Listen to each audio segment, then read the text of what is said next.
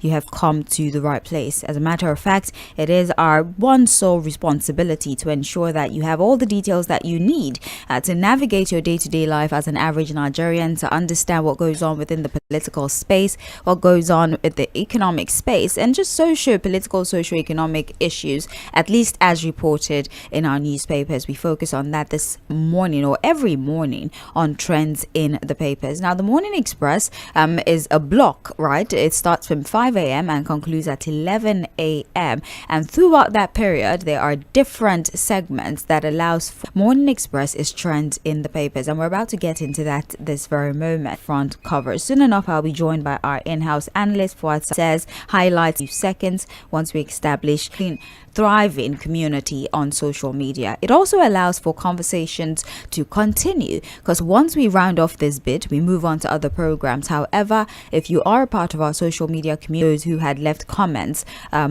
on the live chat section, you can go and comment, you can interact with them, you can discuss new perspectives, and we look at these things. Sometimes when we see it, we bring the conversation back to radio. So on Facebook and on YouTube, we are at Mainland 90. Official website, which is www.mainlandfm.com. Welcome once again to Radio. Fuad, good morning to you. How are you today? Yeah, good morning, Sid. I'm good. How are you doing? I'm well, thank you so much for asking. Trends in the papers, let's get into it. We're starting with the Punch newspaper. We have parties and civil society organizations have condemned President Tinubu's assent to the Electoral Act 2026 as amended, described 27 general election. The People's Democratic Party on the contentious legislation, which the party described as a threat to the country's democratic procession, especially with regards to opposition and the continued demand for real-time electronic transmission of results. And when we come back from that, for our side, we can talk about the many indices of this discourse, including position of opposition and, in fact, INEC's position as the electoral umpire. No matter how good a system is, it's managed by the people, promoted by the people, and the result is finalized by the people. In fact, for final results, you are not going to be talking to the computer, you are going to be talking to human beings who will announce the final results.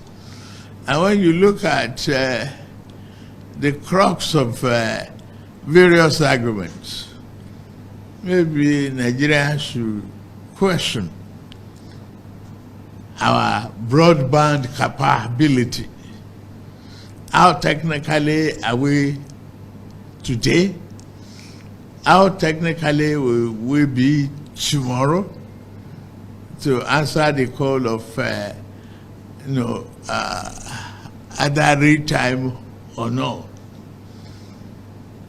And as long as you appear personally as a manual voter in any polling booth, but ballot paper is given to you manually, you decide in a corner and thumbprint the party of your choice, you cast your vote without hindrance and any interference. Ballots are subsequently counted manually, that is, enter into from easy. It's still manual, essentially. The transmission of that manual result did interference, unnecessary hacking in this age of, computer inquisitiveness. Nigeria will be there. We will flourish.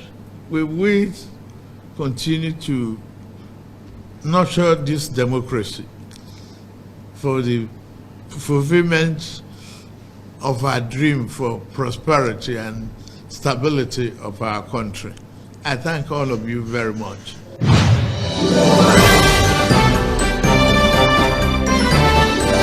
There There you have it. That is the voice of the President Bola Ahmed Tinubu, as he assents to the electoral bill that has been amended, the very contentious electoral bill. So one of the primary issues that he had highlighted was concerns about Nigeria's capacity when it comes to technology to actually engage fully in electronic transmission of results. However, COVID-19, it sort of gave birth to the idea that if a scenario like this one is 19 would not infiltrate or deter processes like voting. And so as at 2021, Mahmoud Yakub had even signed a report which tells us that INEC was actually fully ready for the electronic transmission of results as at 2021.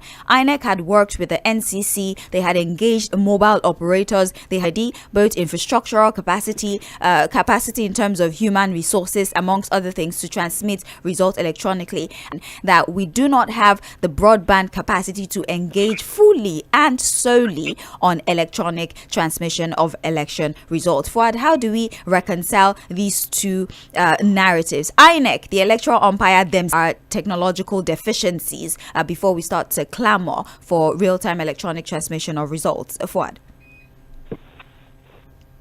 Well, Sage, good morning once again. Good morning, you.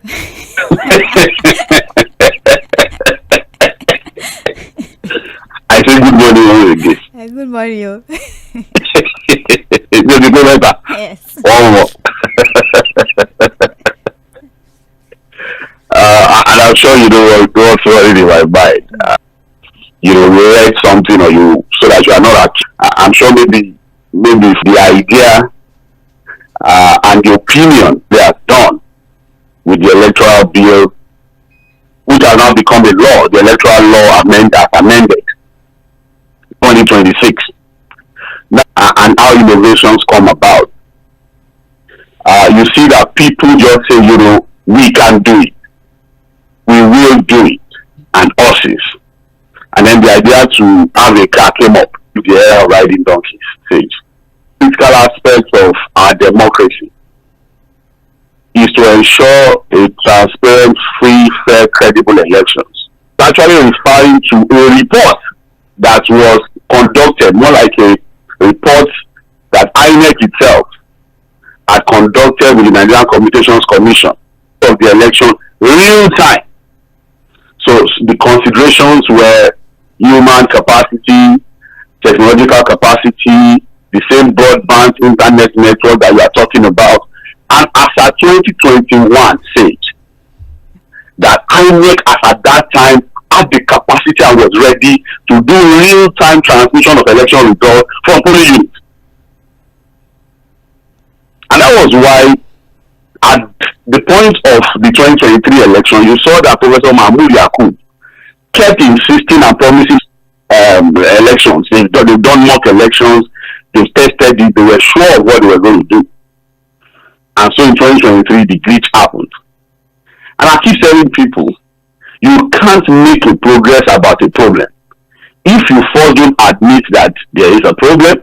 We just only refer to glitch or the glitches that happened in 2023 on the presidential election alone. Say, have we done any investigation as to what problem? Right. And a technological glitch can come in any form, can be anything at any. Was it a server problem? Was it an attempt to hack INEC server? Or was it a human error? Were there human interference? Is there any record anywhere that we probed into what happened in 2020 on reasonable progress with our election process? Yes, for example, of overvoting with the introduction of beavers and the card readers and what have you. When it comes to conducting elections in Nigeria, what about the thugs and touts and miscreants that will stop people from voting? That one is another conversation entirely. Because it's also part of our problem. Numbers in some locations in this Lagos. The touts attempted to disrupt elections in some places. They were beating blue black. They chased them away. I remember the areas like Agor, Amuwo, Odofin, some of those areas close to Oshodi. There were touts that had tried to infiltrate those locations.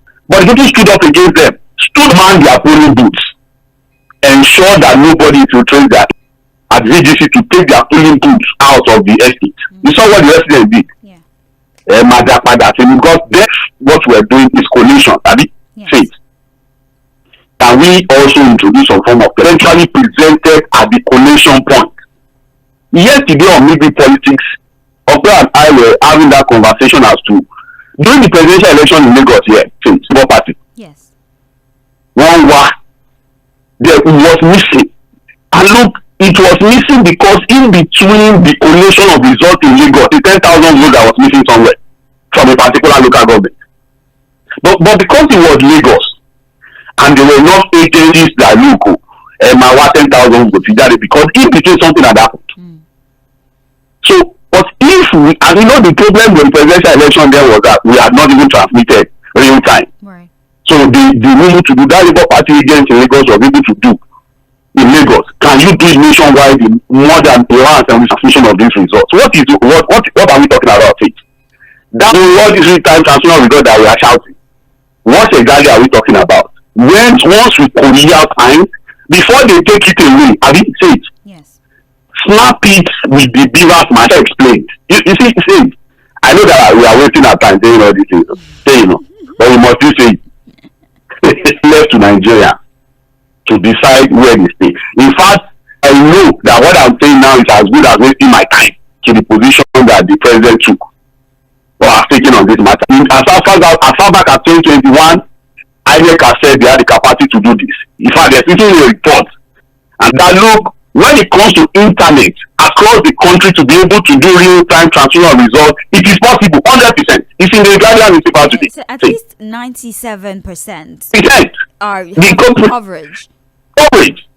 And look, yesterday I was asking Ope that look, because I think it was the GG that called it and said, once you are traveling, sometimes Lagos. Yeah. But the question we should ask ourselves is, because it's not as if polling units is in every part of Nigeria. It's not as if polling units are put on roads every part of Nigeria, right?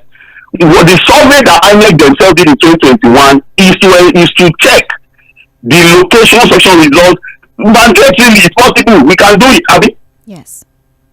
The next time you have your polling unit, we are telling you. I keep asking, do we have it anywhere where the National Assembly members engage INEC on this matter?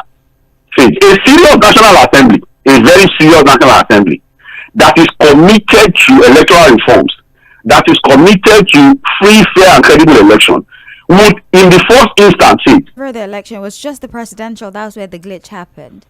So I repeat again, it is the worst. It is the most useless we've had. I'm sorry.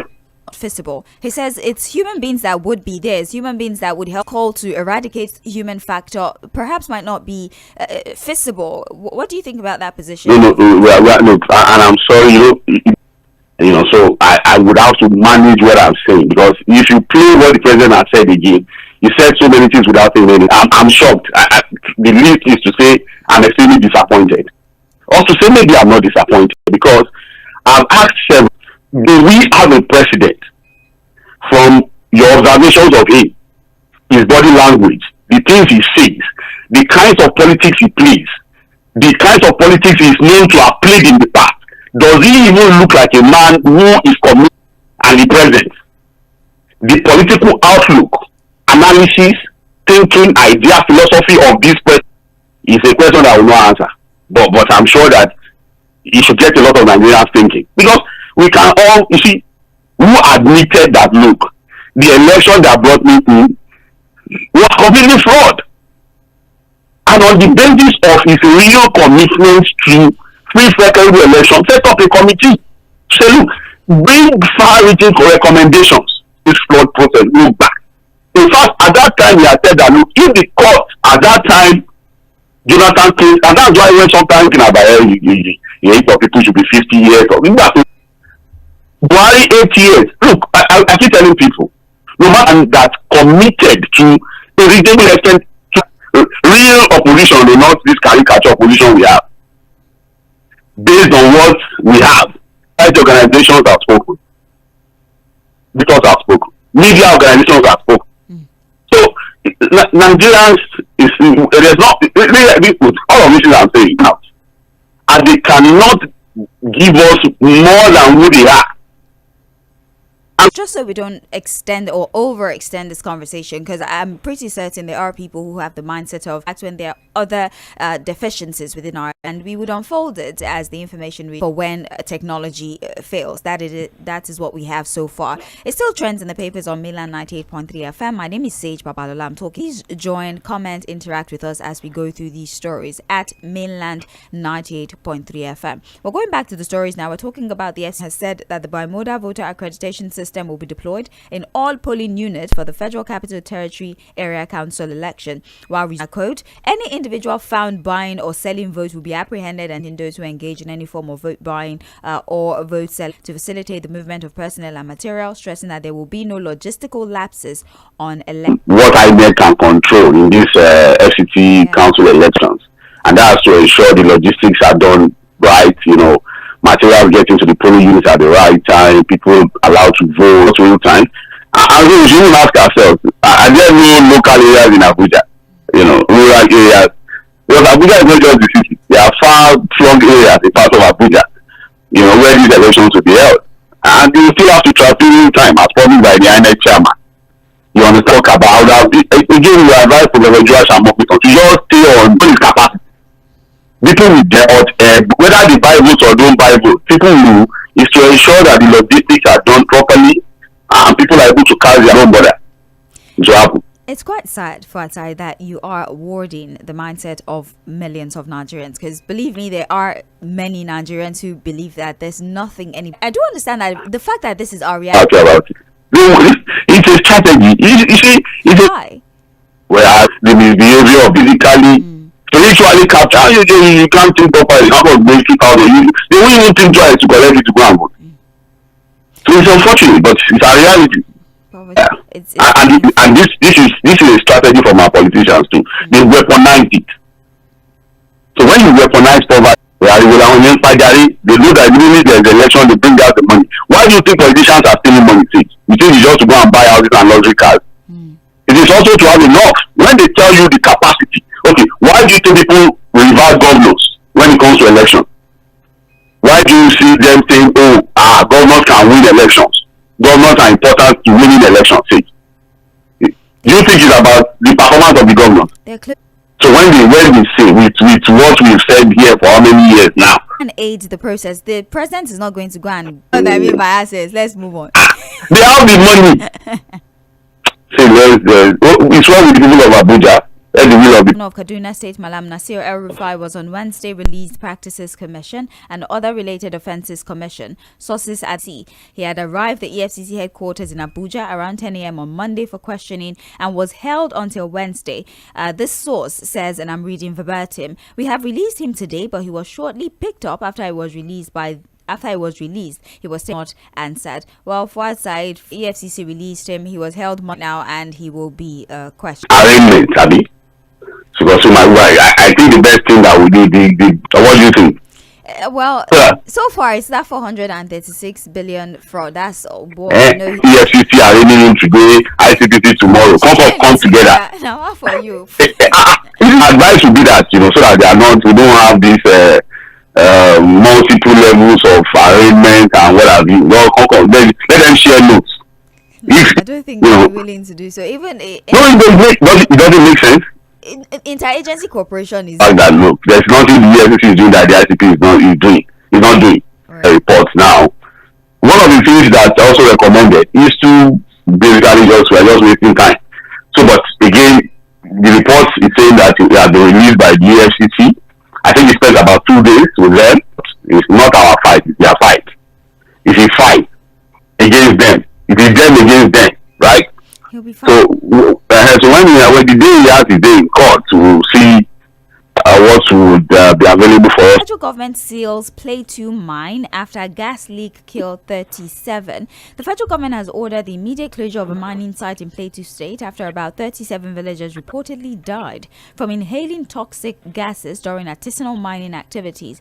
Punch Metro gathered from a post by security analyst Zagazola Makama, a local government area. The victims were mostly between 20 ventilated tunnels. Well, this has led to if we have safety protocols, they are barely adhered to. We see mining already. You see, the mining sector is completely chaotic in that. No foreign investors are all sales off for unimaginable, and that's why, for solid mineral resources that God has blessed us with our two states. Since that's to tell you how blessed we are, the people, when it comes to solid mineral resources. But ask yourself, to what extent do we have the mining sector contributing that our expected revenue for the year, this is what the mining sector will be giving the country of revenue generation. Have you seen with the capacity, this is the trillions of naira or billions of dollars we are expecting this year, with our local collaborators to rid the country off or losing their lives. The usual thing we do, we send condolences inside when this thing happens. It's actually the license owner is known, but he had done his mining, the place looks abandoned, and people assess it and look at what has happened. So negligence or what have you, we allow for people to die in their numbers. I hope not, honestly. That's what did we eventually see through the prosecution of those people that were said to have brought in things, because we imported those things into the country. And perhaps the government officials that were aware, because these things, it's not a pencil you put in your pocket. These equipments are heavy machinery, so somebody must have known how they got into the state. I don't think anybody within government has been. The only update we have happened, politicians have made money from it, people are left to real their own misses and losses. People who have died in Plateau State, sorry, nothing is going to happen. The safety precautions should be they should be very stringent so we can minimize casualty and mortality. Well, Fuad, before we leave, I would like us to talk about this executive order by the president with regards to NNPC and their directly. President Bola Tinubu has signed an executive order for the direct remittance of oil. This order says the presidency will safeguard and enhance oil and gas revenue for the federation, ensure that 30% profit from oil and gas production profit sharing and risk no longer be entitled to the 30% management fee on profit. If we have harmonized payment, strongly believe that it would indeed curb wasteful spending. NPC from putting their hands in within deduction. Yeah. So I think what the president is doing with the executive order is to stop the 30% deduction. We are giving them that authority to do that, right? Yeah. So now this money is paid and what have you, that the NPC will. But if you are not in that there'll be more money to share among governments, I don't think so, unfortunately. Well, again, it hurts me to have to resign to a reality that is this scary when it comes to intelligence. Gani Adams demands urgent action over Kwara threat. Terrorists have declared war on nations, and releases to the intelligence sector fall short of President Bola Tinubu's declared commitment to strengthening national security, describing the funding profile as inconsistent with the administration's rhetoric. The Iron Noja and other communities in Onyu local government of Kwara State. Well, the main thing here for Atai is that the amount of resources that is made available to the intelligence sector than the kinetic aspects of security. What are your thoughts about this? So is it the health sector is underfunded, the education sector is underfunded, is the personal benefits of job.